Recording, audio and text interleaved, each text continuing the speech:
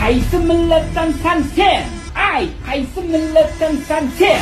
O'zbek, qozoq, qirg'iz kim bo'lishlaringdan qat'iy nazar. Ijtimoiy tarmoqlarda Abdulloh taxallusi bilan tanilgan Toshkent viloyatida yashovchi 26 yoshli shaxs 2024-yilning oktyabr-noyabr oylarida Koreya Respublikasida bo'lib turgan vaqtida o'zining ijtimoiy tarmoqlardagi ommaviy sahifalar orqali millatlar aro nizo keltirib chiqarishi mumkin bo'lgan milliy qadr-qimmatni tahqirlovchi hamda diniy e'tiqodga ko'ra fuqarolarni kamsituvchi so'zlar bilan O'zbekiston Respublikasi fuqarolariga nisbatan qator haqoratli chiqishlar qilib borgan. Mana shu ijtimoiy tarmoqda kim o'zbek bo'lsa u davlatni men tan olmayman. Bu davlatni men tushunmayman bu millatni. Qanaqa millat bu? Dalada. Ketmonchoq dalada.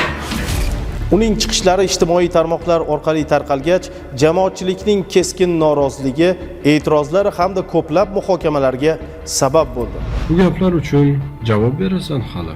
O'zbekiston seni yuvib katta qildi. Nima deyapsan sen? Chiqib olib ber. Senlar deyapsan, sen o'zbeklar deyapsan. Butun millatimiz. Sen vatanning nonini, tuzini yeding va tupuryapsan ana shu tuzliqqa.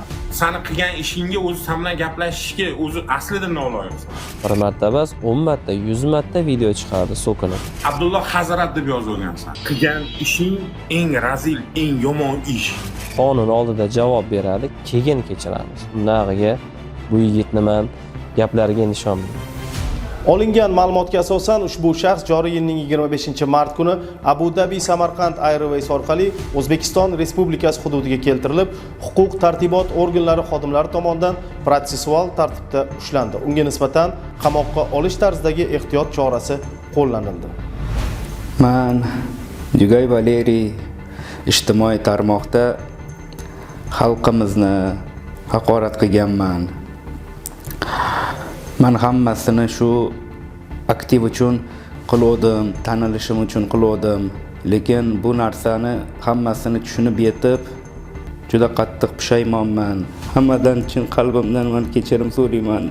Juda qattiq pushaymonman. Iltimos qolaman, meni kechiringlar, iltimos xalq. To'g'ri, mana ijtimoiy tarmoqda qilmagan ishlarim qolmagan. Aktiv uchun men davlatimizni, xalqimizni, millatimizni haqorat qilganligim uchun juda qattiq pushaymonman. Va mana shu mehnatkash xalqimizdan chin yurakdan kechirimni so'ramoqchiman. Mazkur holat yuzasidan fuqaro Yugay Valeriyga nisbatan O'zbekiston Respublikasi Jinoyat kodeksining tegishli moddalari bilan jinoyat ishi qo'zg'atilib, hozirda tergov harakatlari olib borilmoqda. Iltimos, meni kechiringlar.